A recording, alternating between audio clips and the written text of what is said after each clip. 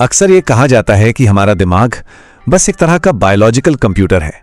ये एक ऐसी तुलना है जो हम सब ने कहीं ना कहीं सुनी ही है, पर सवाल यह है कि ये कितनी सही है। क्या सच में न्यूरॉन्स और सिलिकॉन की दुनिया एक ही जैसी है?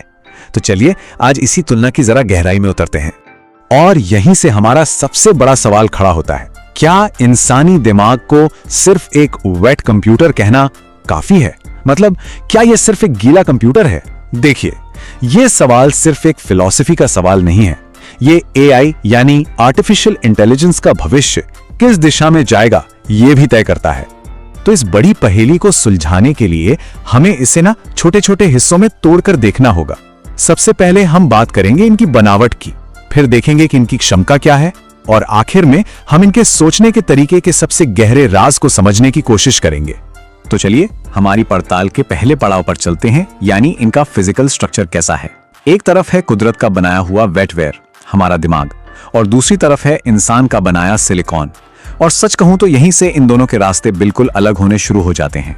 देखिए, सबसे बुनियादी फर्क तो यही है, हमारा दिमाग वो न्यूरॉन्स नाम की जिंदा धड़कती हुई कोशिकाओं से बना है। ये एक बायोलॉजिकल, एक जैविक चीज है। वहीं दूसरी तरफ कंप्यूटर वो ट्रांजिस्टर और सर्किट जैसी बेजान चीजों का एक जाल है। मतलब एक चीज जिंदा है और दूसरी बनाई गई है। और जब हम न्यूरॉन्स की बात करते हैं ना, तो हम किसी छोटी मोटी संख्या की बात नहीं कर रहे हैं, हम बात कर रहे हैं लगभग 100 अरब न्यूरॉन्स की। ये एक इतना बड़ा नंबर है कि इसकी कल्पना करना भी मुश्किल है। और ये सब मिलकर एक ऐसा घना और पेचीदा नेटवर्क बनाते हैं जिसकी कोई मिसाल नहीं। अब मेमोरी की बात करते हैं। दिमाग की मेमोरी पता है कैसी है?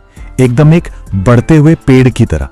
जैसे जैसे हम कुछ नया सीखते हैं, इसमें नई नई शाखाएं, नए कनेक्शंस बनते जाते हैं। ये खुद ब खुद बढ़ती है। वहीं कंप्यूटर की मेमोरी वो तो बिल्डिंग ब्लॉक्स जैसी है। अगर क्षमता बढ़ानी है तो आपको बाहर से अलग से नई मेमोरी चिप्स लगानी पड़ती हैं। हार्डवेयर तो देख लिया, अब जरा आगे बढ़ते हैं और देखते हैं कि परफॉर्मेंस के मैदान में ये दोनों एक दूसरे को कैसे टक्कर देते हैं।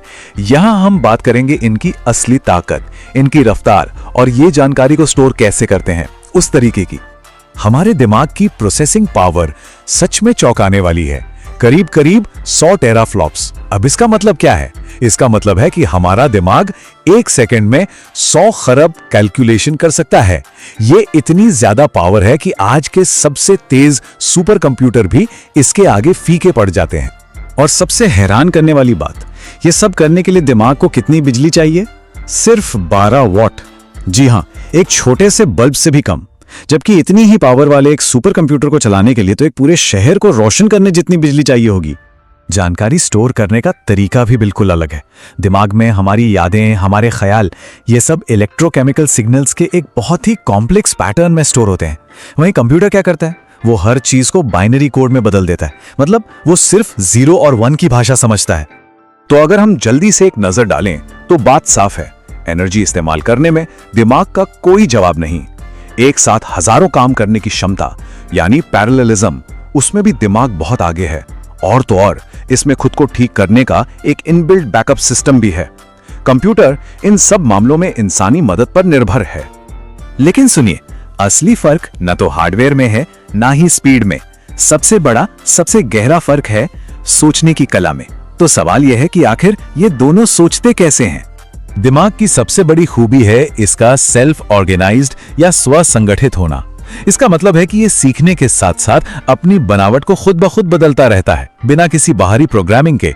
इसे ऐसे समझिए जैसे कोई शहर जो बिना किसी इंजीनियर के अपनी जरूरत के हिसाब से अपनी सड़कें और इमारतें खुद ही बनाता और बदलता रहे। और बस यही है सबसे बड़ा फर्क। दिमाग एक मूर्तिकार की तरह है जो अपने अनुभवों से खुद को, अपनी समझ को लगातार तराशता रहता है। और कंप्यूटर वो एक कठपुतली की तरह है। वो सिर्फ वही कर सकता है जिसके लिए उसे प्रोग्राम किया गया है। वो सिर्फ दिए गए निर्देशों पर ही चल सकता है। और बात यहीं खत्म नहीं होती। दिमाग के अंदर खुद की मरम्मत करने और अपनी गलतियों से सीखने की एक कमाल की क्षमता होती है। वो भरोसेमंद है। जबकि एक कंप्यूटर, अगर वो कोई गलती करता है तो वो बस उस गलती को बार बार दोहराता रहेगा जब तक कोई इंसान आकर उसे ठीक नहीं कर देता। दिमाग की खुद को बदलने और सीखने की ये जो अद्भुत क्षमता है ये हमें सीधे आर्टिफिशियल इंटेलिजेंस के भविष्य के बारे में सोचने पर मजबूर करती है। तो इन सब बातों का मतलब क्या निकलता है? इस पूरी चर्चा से 3 बातें एकदम साफ हो जाती हैं। पहली, दिमाग अपने फैसले खुद लेता है। दूसरी, इसकी स्टोरेज और सीखने की क्षमता लगभग अनंत है, ये लगातार बढ़ती रहती है। और तीसरी और सबसे जरूरी बात, ये कोई पहले से प्रोग्राम की गई मशीन नहीं है, बल्कि एक सेल्फ ऑर्गेनाइजिंग यानी स्वसंगठित सिस्टम है। तो ये सब जानना जरूरी क्यों है? क्योंकि एआई के भविष्य के लिए इन अंतरों को समझना बहुत ही ज्यादा जरूरी है। अगर हम वाकई ऐसी मशीनें बनाना चाहते हैं जो सच में सोच सकें, तो हमें सिर्फ कंप्यूटर को और तेज बनाने से काम नहीं चलेगा, हमें दिमाग के डिजाइन से प्रेरणा लेनी होगी। तो आखिर में एक बड़ा सवाल बचता है, जैसे जैसे आर्टिफिशियल इंटेलिजेंस और न्यूरल नेटवर्क और भी ज्यादा एडवांस होते जाएंगे, क्या दिमाग और मशीन के बीच की ये जो लकीर है वो धुंधली होने लगेगी? शायद भविष्य का सबसे बड़ा रहस्य इसी सवाल के जवाब में छिपा है।